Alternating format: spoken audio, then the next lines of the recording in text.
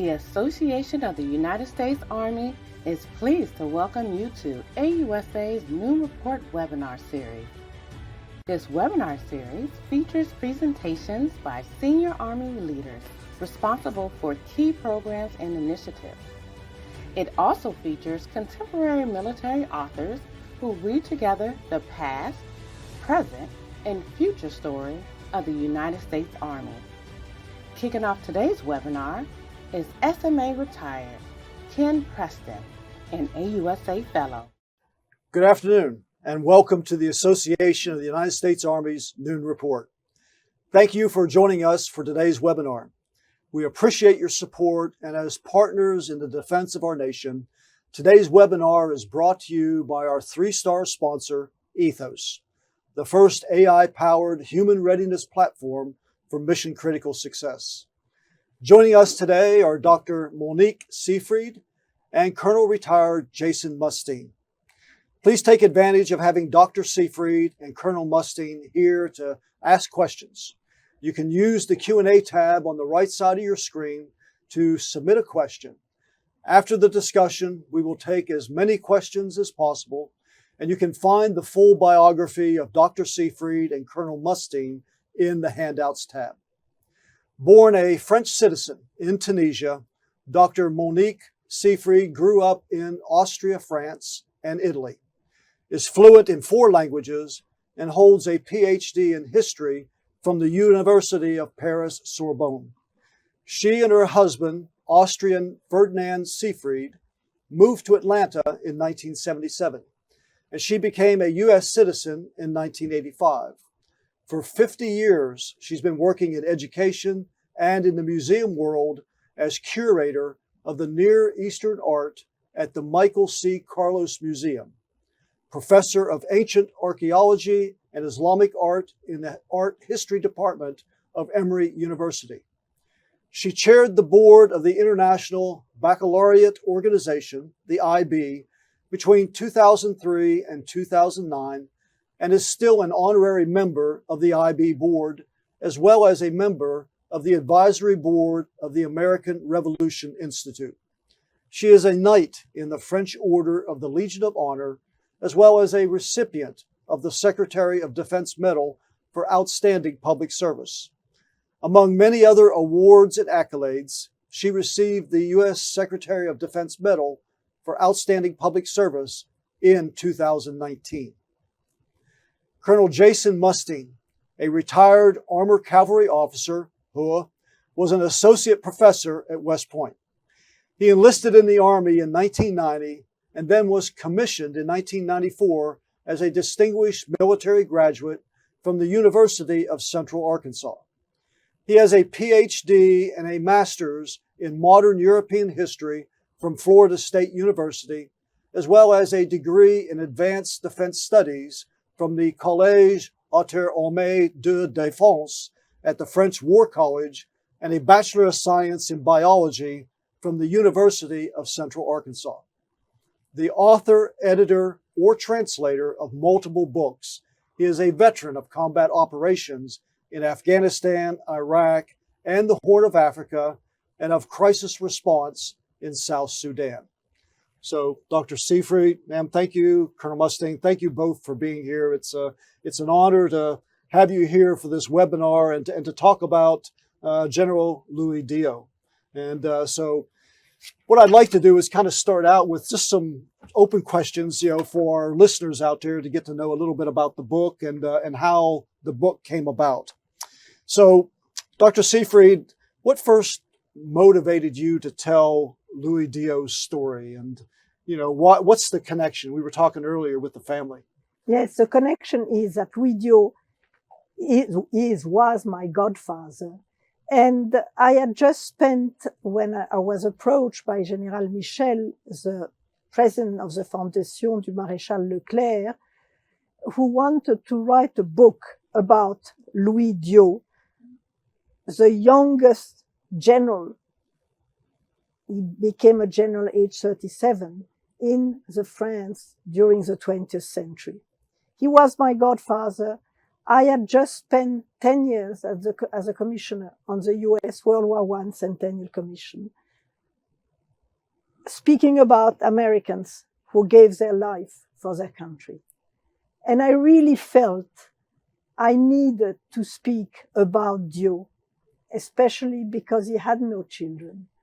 And so I felt it was my duty to have him remembered. Yes, absolutely. And you mentioned in there too about, him being really under-recognized for what he did during his time in the Army. He was unrecognized out of his own will because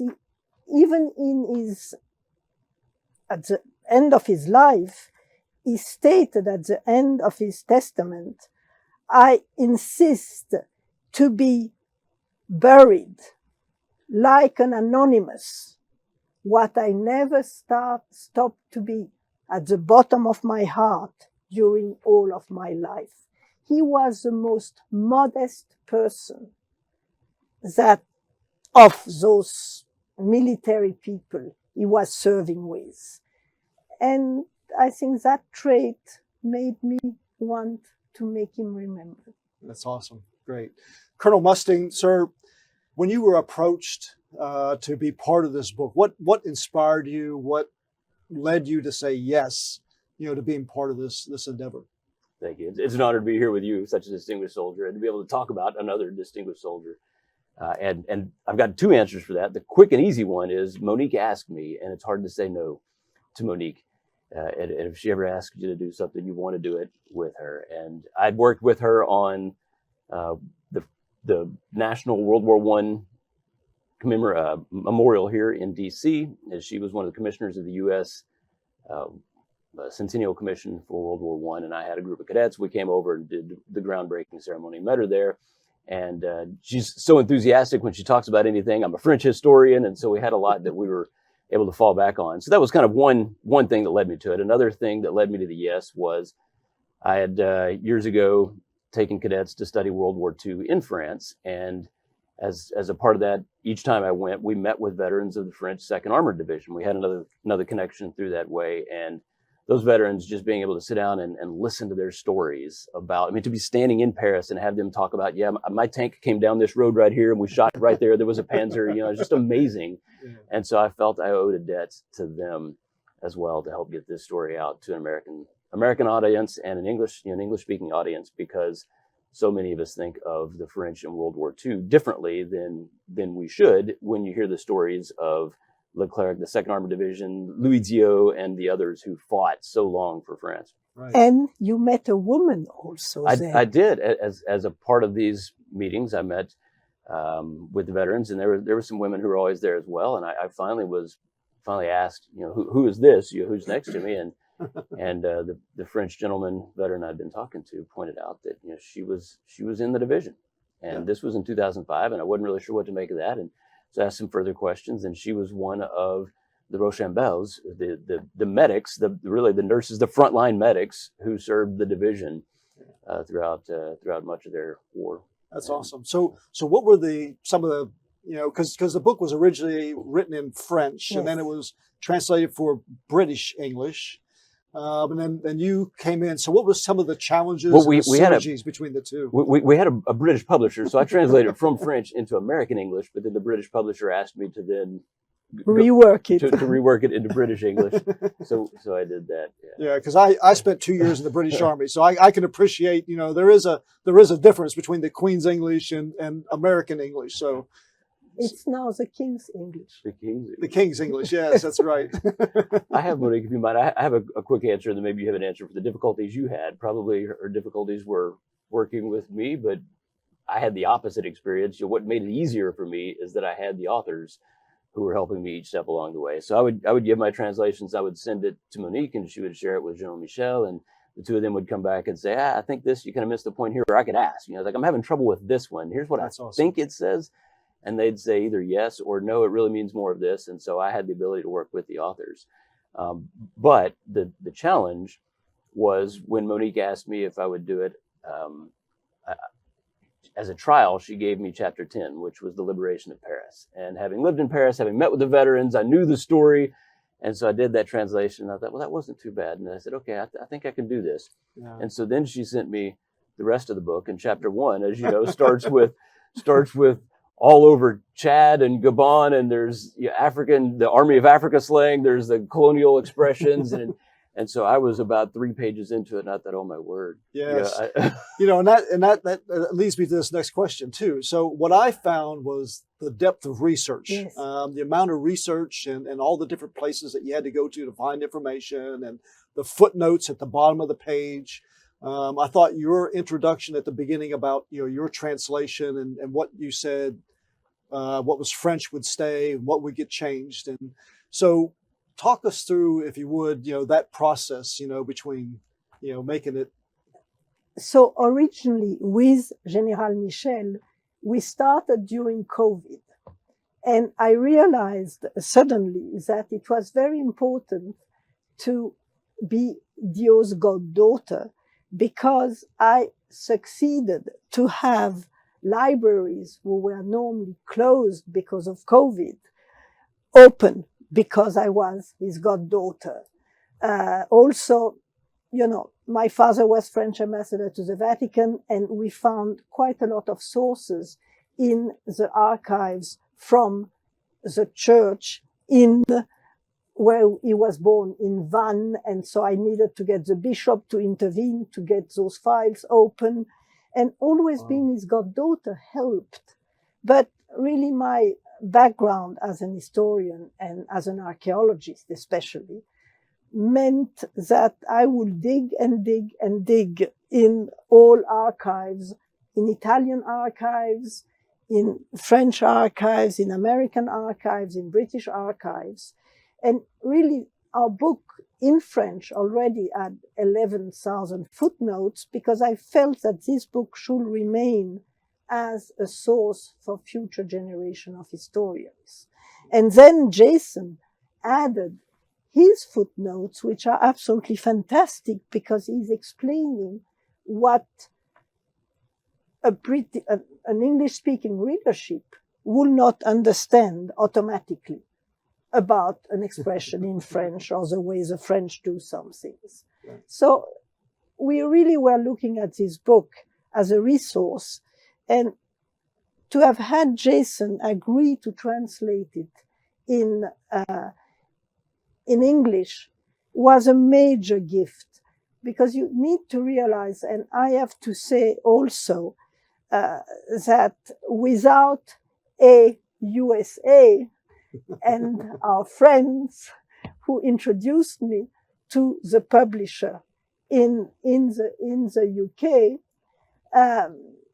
we would never have been able to find such a quality publisher, such a renowned publisher in military history. And until then, there are only 5 books on Leclerc and the Free French in English. So there is so little written about the Free French in English, where there are thousands of books written about World War II for the English and American public. Yeah, that's a great point. So I am incredibly grateful. Yes, and it really adds to and brings a lot more. Because what I found is there was a lot of things in there that I did not know, and really underappreciated the Free French forces and what they did during World War II. Colonel Musteen, what was some of the biggest surprises that things that you learned, I guess, going through doing the translation? I think there are fewer things that surprised me than really impacted me. As I looked through, it was like there was nothing that I thought, wow, I had no idea. But it's just really you be immersed into it, understand the depth of something like the beginning of the war, having to make the decisions out in Chad or in French Equatorial Africa, French West Africa, having to make those decisions. Which side do you choose? The country had surrendered to the Germans under Marshal Philippe Pétain, who was the great hero from World War I. It's hard to express how much reverence the French had for Pétain, and to know that that's on one side. The other side is this sense and this feeling that I need to respond to the call of de Gaulle, whoever this is, some unknown person from the UK, but who's calling from the UK, but who seems to express what I'm feeling, which is we need to fight back, we need to resist, and so that would be difficult. And then to take it a step further and to see Dio on some of his first campaigns in Gabon coming across classmates from the military academy and seeing that they're on the other side and trying to negotiate with them and discuss, and in the end trying to determine whether you have to fight your brothers or not. Yeah. And in times like that, I just had to pause and stop and sit with it for a while and think about what would that look like today. Yeah. So speaking of Chad, so the book starts, it's early 1940, and we were talking earlier, I mean, Nazi Germany at that time invaded Poland in 1939. So this is kind of going on now in Europe. So here it is now, it's early 1940, and Captain Louis Dio at that time is in command there in Africa. And he's been there already now. He's been in the Army for 12 years. So he's been down there with the camel soldiers. And so he gets ordered to leave that duty station and report to a new duty station. And we were talking about his movement was 500 kilometers, so 300 miles away. He packed up 2 camels with his personal belongings, and him and an aide took off walking through the desert. So 12 days later, they arrive at their new duty station. So kind of talk about the beginning and then what was going on at this point in Louis Dio's life. So in his life, he was really waiting to be shipped to France, because it was just before the Marshal Pétain had decided to call for an armistice.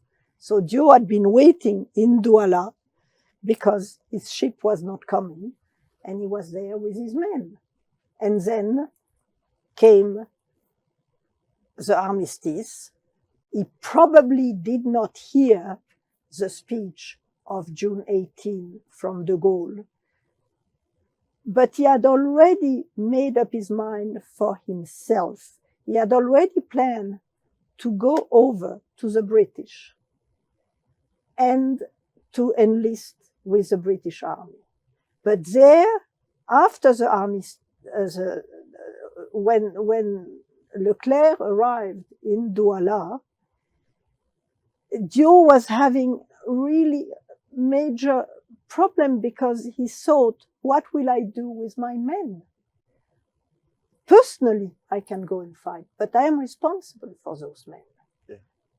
And still, Jason, you may want to, there is this wonderful story of Leclerc looking at Dio coming to the room, and then at some point he sees him leaving the room, and Leclerc had been told by others, if Dio is with you, then Douala will fall. And he saw, will fall to de Gaulle, if you want. And so he saw Dio leaving the room, and he said, Captain Dio, where are you going? And Dio turned around and said, I'm going to fetch my men. And so then... Yeah, so, and that adds to it. It's one thing to think, I'm going to pitch my lot in with de Gaulle and Leclerc. And this, what she's describing in Douala was Philippe Leclerc had come ashore on the African coast in a canoe with a handful of men and said, I'm here to recruit troops to support de Gaulle and to fight. And so, yeah, I've made the decision for myself. From Dio's point of view, I've made the decision for myself, but I've got a company of men. And many of those were indigenous Chadians. And it's like, do I bring them along with me? I can't make the decision for them. And yet whatever Leclerc said to him in that moment, it sold him. And it's like, I'm going to go get my men. It's an important moment.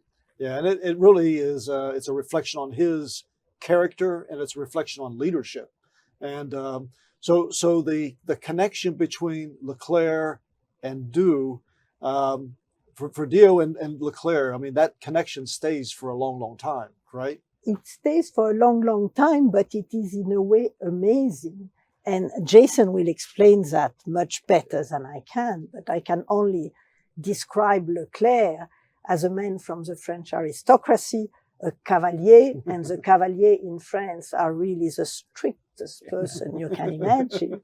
And Dio, who was really having he spoke with an accent of someone from the people. He was sort of using also a rather lousy or crude language. So why don't you? Well, there is, sorry, that's a great question. It's like the difference in culture between these two men and where they came from. And Dio, he's a man of the desert. He literally didn't wear shoes with the camel soldiers. Yeah. Yeah. And so this is one part of the army, this colonial army that was out there autonomously operating across vast swaths of desert. And so it's a crude, rough life for those camel soldiers. And you and I are cavalrymen, but in the French cavalry tradition, it's this aristocratic, almost nose in the air kind of an idea, a tradition, distance from the common people kind of thing. And so this was Leclerc. Yeah. And so these two men, the dirty camel soldier and the aristocratic, not cavalryman, but cavalier, coming together. And yet the two of them could see in each other that, looking at each other, this is a man who's determined, and this is a man who is going to get things done. Yeah. And so Leclerc needed Dio, and Dio found the man who could lead him. Yeah, that is a great point. And of course, things would happen very quickly, because obviously when Nazi Germany invaded Poland in 1939, and now you got the North Africans, so everything is mechanized now. And of course, the French forces there are on camels. So talk about the transition, I guess, from the camel corps to mechanized warfare. I just want to make one more point there before we speak about the purely military, is that you just mentioned the German, but the Italians were in the war, and the Italians were the neighbor of the French in many of those African countries. So Chad was on the border with Libya. So exactly. even before Dio left Chad to go down to Gabon where he met Leclerc, he was already thinking the Italians are right there. They're just on the other side of the border. And he was so upset when Pétain gave Libya, recognized that the Italian had part of the desert would belong to Italy, right, and not anymore belong to France in part of Niger. Yeah. And I guess really too, and you look at the bigger picture, I mean, because you got the British there now as well. So so you got all these forces kind of coming together. There were. And so to get back to your question of that transition from camels to mechanization, it was a long process. 1940 is when this all started for Dio. And it was really 1944 when they fell under American command in Morocco in preparation to go to England and then for landing in Normandy. That was when the mechanization really happened. But there were stages that took place along the way. In the first campaign in Gabon, there were a handful of tanks that they had pulled together from a tank platoon. But for the most part, it was the camel fighters, the camel soldiers had gathered together some trucks that they'd modified, cut the cabs off the top of them as they were fighting their campaigns through Equatorial Africa and then up into Libya. And maybe just as an anecdote, there was a raid on an Italian air base, was one of the first attacks they had done into Libya. Raid on an Italian air base that included the British Long Range Reconnaissance Group, who were mounted in basically dune buggies. And they were along with the French. There were some of the French who were still on camels. Some of the French were on trucks. They had an airplane that they had taken, and so they had all this hodgepodge of stuff that attacked an Italian air base out in the desert and destroyed quite a few Italian planes, which then enabled the further conquest of Libya, which they then succeeded in. I mean, and that's fascinating. And even as you tie this into American history, I mean, the first Armored Division was the first Armored Division. So, I mean, it was stood up in 1940. So, right. So we were playing catch up now. Everybody behind the scenes at this particular time. Yeah. And I'll add to that, part of what became the Second Armored Division was also a group of shipless French sailors who because the French Navy had largely been scuttled. And so a lot of these sailors who also wanted to fight, their option was to mount up on eventually tank destroyers. And so the tank destroyer element of the French Second Armored Division were sailors. That's awesome. So as you look at this period of time, what do you think when you look at Leclerc? Because he's already been recognized. De Gaulle, obviously, highly recognized. So when you look at Louis Dio, what do you think, you remember most about him during this period of time? To me, it was really his courage and his humanity, which remains really very strong for me. But I would say that during that period, he was not as standing out in the army in general. It is really with the liberation of Paris and one of the columns liberating Paris. There were 3 columns, and one was called La Colonne Dio, and from then on, his name would be much more mentioned.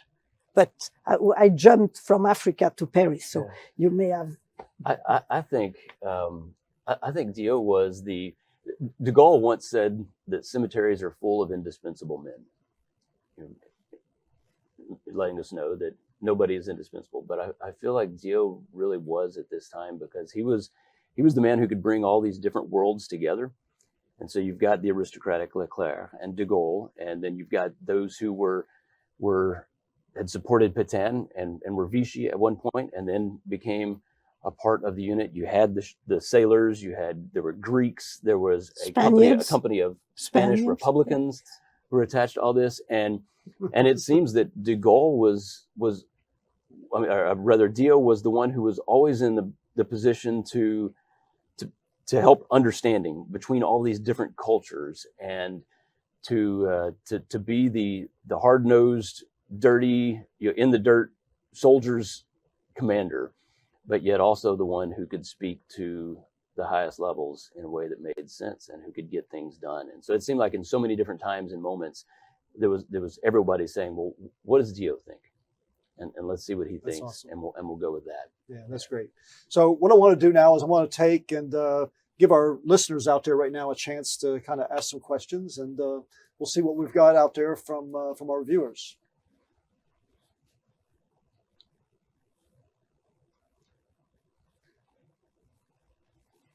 So this comes in. I see a question here from Greg. So how did Dio and Leclerc get along personally? That's a very good fact, question. Just at the beginning, it was not completely obvious. They had read each other through their gaze. They realized that they liked each other, but I think that Dio was really essential for Leclerc, and Leclerc realized that very easily, because at first, all the men, those men from the desert who were asked to have proper uniform and to wear dress the right way and to behave the right way. Leclerc was that commander who showed up with this bunch of dirty camel soldiers and said, "Oh, you need to wear your proper uniform." Yeah, the ragtag fugitive fleet. And so Dio explained to Leclerc, and he didn't mince his word, I think, also very respectfully. Yeah. And he allowed Leclerc to understand and be liked by his men, because Leclerc was also very much liked by his men. But Dio played a big part. And really, we see how much they loved each other when, after the liberation of Strasbourg, Dio arrived in Leclerc's office, and there is a German shoot into the palace where Leclerc's office was. The huge candelabra crashes on the floor, makes an incredible noise. And so Leclerc gets up and says, "Dio, are you hurt?" And then he embraces Dio and tells him, "Dio, now we are here, we can croak." Yeah. And there was such an affection and a respect, and Dio would do anything for Leclerc. Yeah, that's a great story. So another question here from our listeners out there. It says, what lessons can today's Army leaders take from General Dio's legacy? That's a great question. I think there's a lot of things you can pull from it. One is Monique has mentioned several times that he wanted to be anonymous, but yet at the same time he felt he needed to prove something because and I'd say he's probably the epitome of selfless service. Right. Yeah. And so when Monique tells this story of Dio's father having taken his own life on the first day of World War I, Dio grew up with all these other kids whose fathers had fought in the war and his father didn't. And so he felt he needed to prove something. And you think that would mean prove something to the world, prove something to everybody else, but it wasn't. It was always prove something to himself. And at the same time to remain to remain anonymous. And so I think that is a diagnosis behind selfless service, because it was clearly there that he was going to serve. He was going to do the right thing. He was going to do it to the fullest extent, and he was going to give everything he had of himself to accomplish the mission. And you see that sometimes in people who are very demanding of others, and he was demanding of others, but really it was about himself and his duty that he owed to his country. Yeah. So with that question, what about, Dio's role, and what could business leaders and those working out in the business world today take from Dio's story? I think I have one, Monique. Go ahead. As I talked about him being kind of the intermediary for so many different people and players, and it's understanding who you're talking to and how to speak to them, and to be able to read a room and to know when he was a consistent person. Dio was a consistent person. He wasn't two-faced, but yet he always understood who he was talking to and how to speak to them.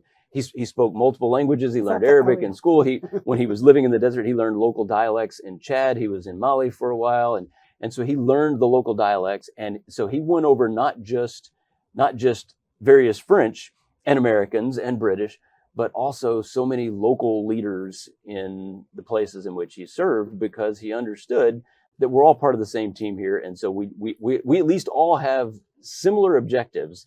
And if we work together, we can work faster to get to those objectives. And so it's really about building teams and building trust among people. Yeah.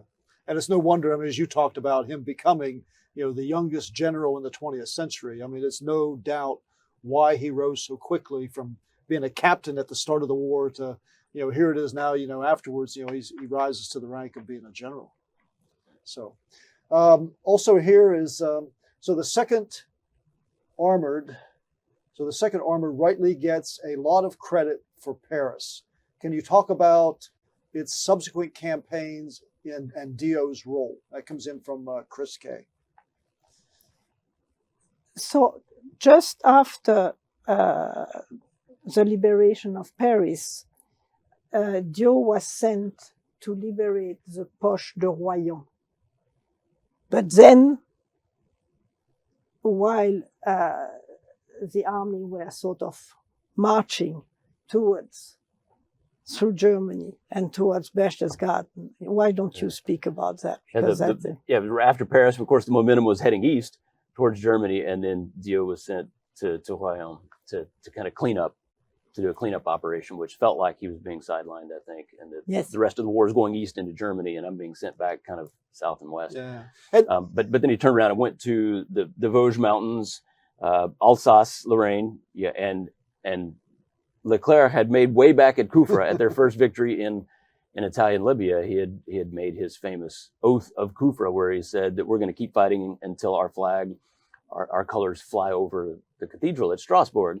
And so as the rest of the Allied forces are moving that direction, Dio went west. But then he turned around and came back and fought in the Vosges Mountains, in two German lines that were there in the mountains, right on the border with Alsace, and then finally into Alsace to Strasbourg, and then from there to Berchtesgaden. And I served with the 506th Infantry Regiment in Afghanistan, and I know that the 506th claims being the first ones to the Eagle's Nest, also 3rd ID, and the 7th Infantry Regiment claims that they're the first ones there, but so does the French 2nd Armored Division. Yes, so Berchtesgaden is where they wound up, along with they so many others. They all wound up in Berchtesgaden, but the French really think that they reached. There was a Berghof. I think it's also a question in English of different languages. Right. because there is Berchtesgaden, which was a town. There is a Berghof, which was the home of Hitler. And then there was the Eagle's Nest, which was a little cabin on top of a mountain.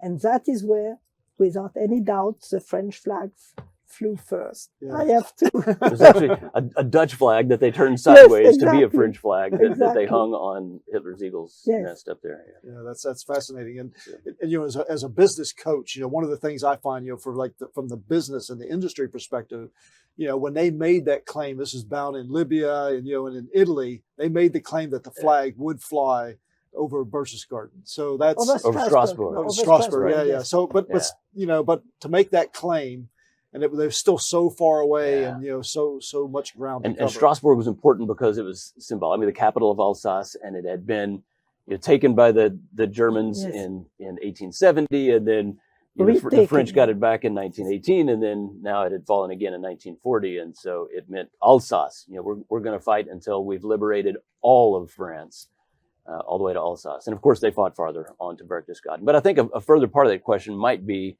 what happened after the war. And after the war, very quickly, the division was reduced to brigade, and then over the decades, there were times where it became a division again and back down to a brigade. But And then Dio became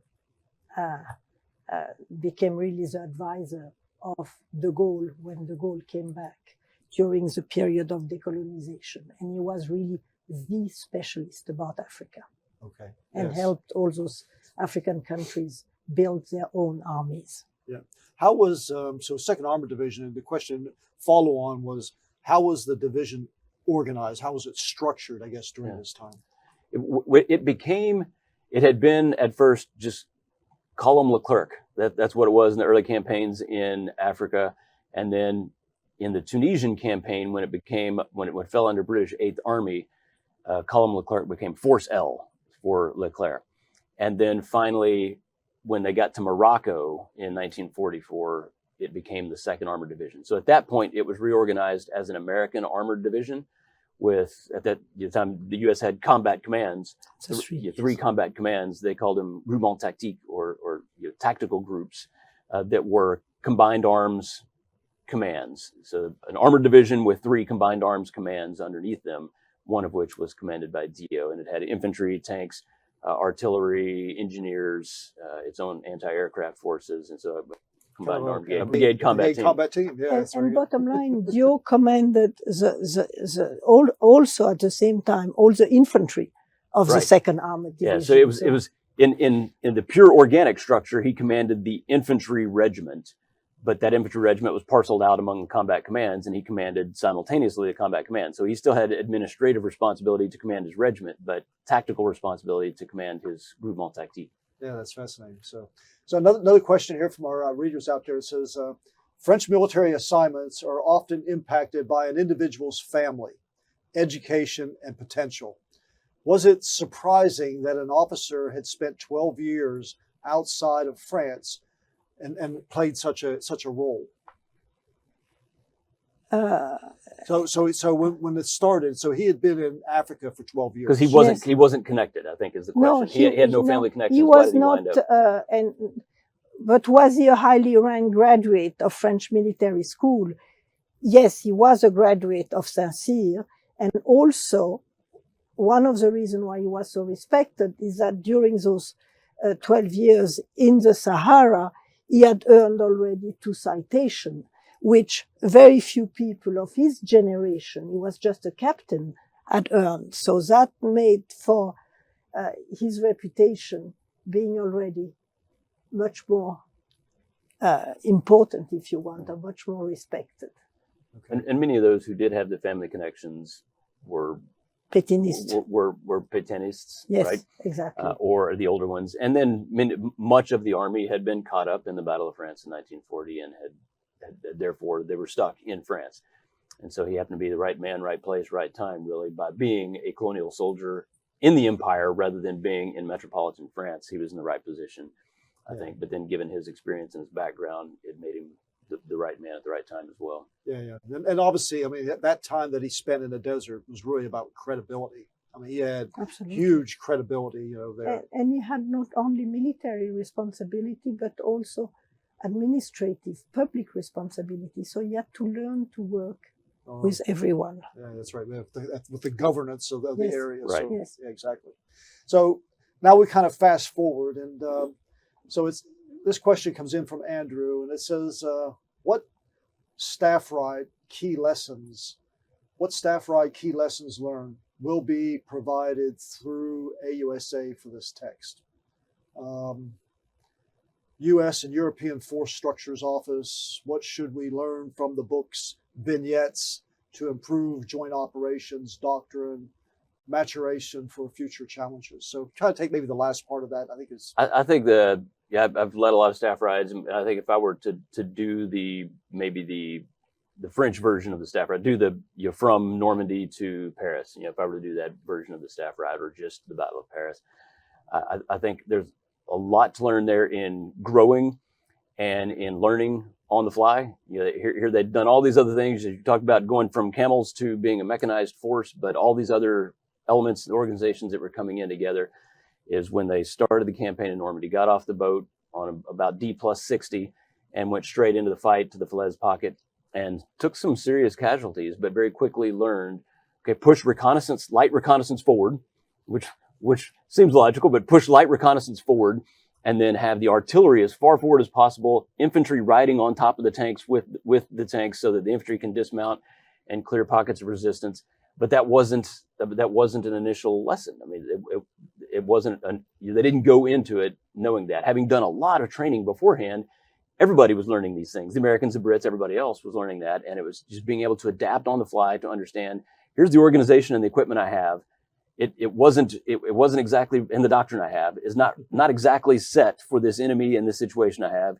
So let's take what I do have and adjust it along on the fly. And so I think if I were to do a staff ride, it would focus on that and to see how and where and why the leaders made the decisions they did to reorganize, to shift things around. And they did several times. The groupement tactiques were changed, and there was a modularity about them as units moved from one of the groupement tactiques to another, or let's bring in more artillery, let's change this or that. And so it would be a question of learning how to adapt in under contact.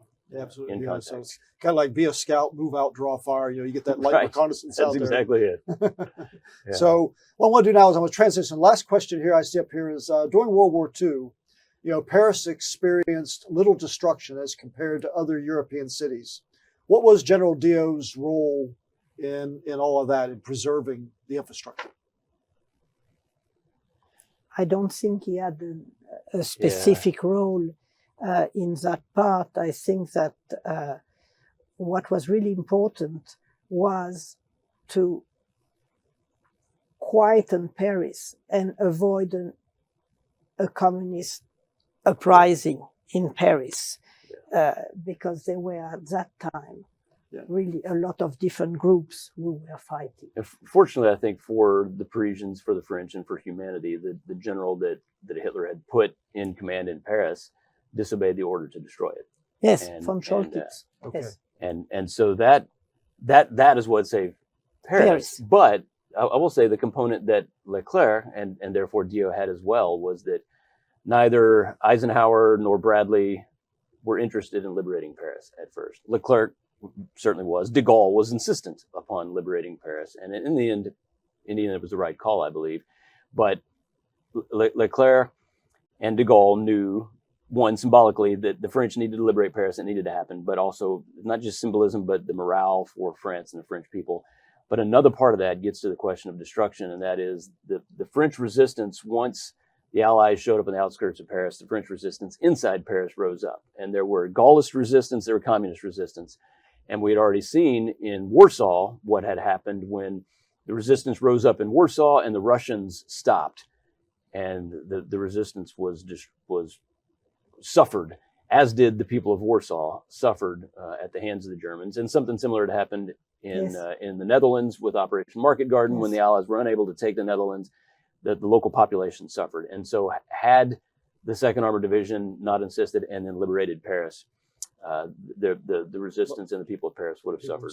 Yeah, Okay, last question. So as I look at this story, so for our non-military listeners out there, how do you see this story? You know, the life of Duo, and as you look at it, I mean, how do you see industry taking lessons learned from this and making their organizations better? You are asking an archaeologist and a university person. This is not really my question. I don't have really a real answer from this question, except that Dio was listening to everybody and was always gaining the respect of the leaders of the various groups. Yeah. So that was definitely so something. a lot of collaboration. And, Yes. and what's the best story that you take out of the story as you kind of researched this and told the story? What's the most heartfelt story that you had? To me, it was really it was in Carouge. When I say it's a heartfelt story, but it's an incredible story. He had just broken his foot. He just said it's a strain because he didn't want again to be sort of sent to a hospital. And there they met some German. Why don't you tell the story? Because you have the right wording. Dio's men were in the village short of Carouge, and he couldn't get off his Jeep or his vehicle and run around because he'd broken his ankle. So instead he drove around, and then he wound up on the outskirts of the village, and then grabbed a tank platoon because there were some Germans ahead of him, and impetuously just drove straight into this German column, shooting his 30 caliber on top of his vehicle with his 4 tanks behind him doing the same thing. Went all the way through the German column into the town of Carouge, into the village, and then realized, it's completely occupied by the enemy. So he turned around and did the same thing in reverse, shot his way back through on the way out. And the Germans scattered. And then gathered more men and then went back in to liberate. So yeah, I think that's a can-do attitude. We got to get this done. And it was probably foolish for someone his rank and position at the time to do that, but it turned out to be what was his rank at that point? I mean, he was a colonel at that point and commanding a regimental combat team, really, the equivalent of that. Yeah, that's fascinating. And if I may, before we end, there is one person I want to recognize here, and it is Joe Craig, because Joe is the one who introduced me to Duncan Rogers, the publisher.